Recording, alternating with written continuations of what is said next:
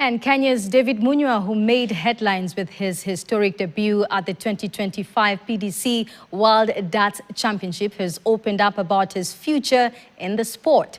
Munyua, now an international figure in darts, believes the game has huge potential in Kenya, but needs more investment from all stakeholders. I think there is much to be done. As much as I'm presenting Kenya and Africa, I think there's more energy that I need to concentrate on that.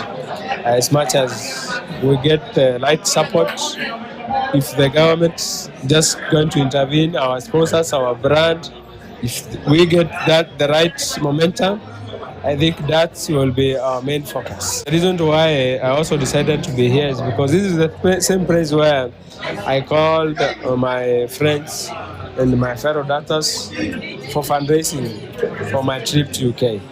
And they came and showed support. So I find it necessary also to come here and also to thank, just to be grateful for the chances we have got and the achievement we have got as a country and as a sport as general.